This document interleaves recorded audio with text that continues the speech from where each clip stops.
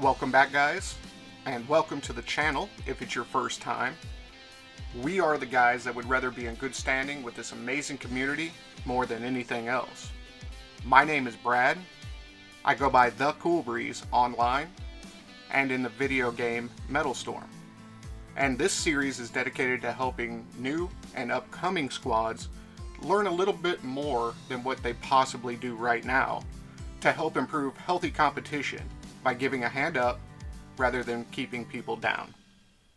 I also play for currently the number 6 ranked squad in the game named Dystopia, and I'm also in the top 500 on the trophy leaderboards at the moment.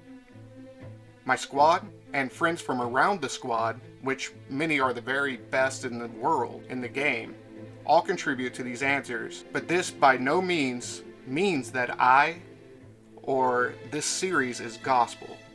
And if players out there know something different or would simply like to add to the conversation, please feel free to do that in the comments, but do it respectfully, otherwise the moderators won't let it by.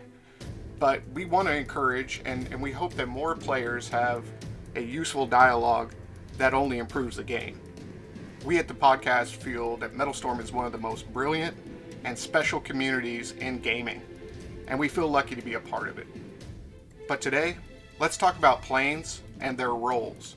Now, starting off, we will only cover the first 2 planes, simply because Metalstorm's catalog is so large that this would turn into too long of a video, and also, by only speaking about a couple planes at a time, it should give players time to play with them and form their own opinions and thoughts on what we're talking about today. But before we dive in, I'd just like to remind people that our channel is a multi-topic channel, and not just including Metalstorm, but with many documentaries on in real life planes, to sports like MMA and boxing, all the way to videos on famous generals, and even a few podcasts on differing things from like paranormal oddities to interviewing people around the world that we were blessed to meet. And lastly, be sure to check out Xanatos Music. He is a co-creator of ours and a very talented music artist that provides our music on the channel. That's Xanatos Music. Please go show him some love with a sub and like on his YouTube as well. All his links will be in the description. Okay guys, so a big part of Metalstorm is filling your lobbies with 5 players. That should be a big goal. You want 5 of your players in a lobby when you're playing. It's more fun that way, and you can coordinate. We covered one of the most important things on the last episode, which was Discord. For the communication. Now, once you manage that, composition is key. And by composition, I mean what type of planes your lobby is made out of. But we're going to have to cover that in another episode in more detail, because today we will start with the planes that all of us begin with and the pros and cons of each plane. Basically, guys, the approach to flying these planes at their best in the game. So obviously the very first plane we all receive is the F5. Now the F5 Tiger II has both strengths and weaknesses like all the planes in the game. If we start with the strengths, that would obviously be its agility, and it also has a higher roll rate than most planes, and what I mean by roll rate is basically how fast it can roll. I don't know how else to explain that, but it's able to turn over quicker, which it will become part of another episode on advanced flight control, stuff like that. But roll rate's important inside the game. As you can imagine, it is in real life as well. But another big strength for the F5 is its quick missile locking and firing. The F5 locks on and releases missiles quicker than most, and that's because it has 4 IR missiles only, but that compiled with its pretty good guns. So for a light fighter, it has pretty good guns with virtually no spread whatsoever, and all those strings basically make the F5 one of the easiest to fly in the game. It's quick, nimble, a really good plane to start with as far as my opinion. Now, the weaknesses to it would have to be, number one, being its lower armor rating. Now, it is a light fighter from the 60s. However, some of the medium fighters and up will turn it into Swiss cheese pretty quickly if you allow it. Again, it only has 4 IR missiles, so its lower missile count would probably be considered a weakness.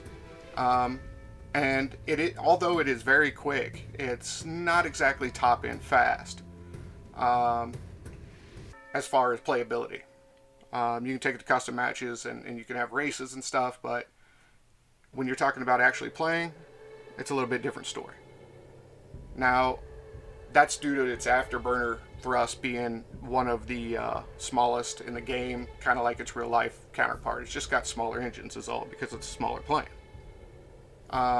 So its special ability, we haven't covered that yet either, and we might do an individual episode on that. But at level 8, you have the special ability to have a lock on, to where when you're locked on, it'll fire all 4 of your missiles progressively at that target until they're out, or until the timer runs out, or potentially until the target itself is dead. So it's a pretty neat little ability. If you don't have any planes at level 8 yet, these mods, or special abilities I should say, are a lot of fun and bring a real character to each plane. The F5. The F5 is in its element as an ambush style or a turn fighting plane when you know you can win a one-on-one exchange. Again, a lot of times it's really important to pay attention to your environment and your radar, because it's just as easy to take a few stray bullets and evaporate into a million pieces. So if you have somebody isolated, chances are you'll be able to outturn them. But if you're flying somebody that is, say, flying, something like, I don't know, like our next plane, which is the Super Saber, you will eventually outturn them. However, it might take too long a time before they get some help coming their way, and it's easy to get caught up in the turn fight and not see their teammates coming to back them up. But that covers the F5. The very next plane in line would be F100 Super Saber, and its strengths would be it's well balanced, just in general. Now, I would say its biggest strength is its guns and rockets, meaning it's going to be really good at head-to-head exchanges or near head-to-head exchanges. It also has decent armor, and it's also low difficulty to fly like the F5, so you should be able to pick up and learn how the game feels and plays, stuff like that with both of these planes. Now, its weaknesses, right? So turning and roll rate are possibly a question for a medium fighter, for at least some of the medium fighters. Its armor is probably a little less for the medium fighter class. It certainly plays, both of those actually play that way. And it also has a lower end top speed for the class. It's by no means slow, but it doesn't accelerate, and it doesn't have a super high top speed. So again, it's just really well balanced though. That's what makes it kind of an incredible plane. Its special ability is actually gun cooling, because its cannons are so good, in fact, that it really is your primary weapon. It does come with IRs as well, I think a pair of IRs, but the gun should be your primary weapon. The Super Saber is actually at its best when you can bait head-on merges at speed using your guns and rockets, as I mentioned before. Now, typically you can win an exchange or two even before making your way to a health point or something like that. Again, being conscious of your surroundings and having a plan ahead of time definitely helps with this. So it's even better in real time, again, by having Discord and having your teammates on the line with you. So again, Discord. But really, guys, this again ran a little bit longer than I thought. I'm trying to keep these down to around 10 minutes, but that's going to be it for today's episode. But again, if you'd like to add or have any specific questions, please feel free to comment on this video, or you can visit our Discord link that's in the description, and we will get answers for you guys in the future. But guys, thank you all for watching. You guys are amazing.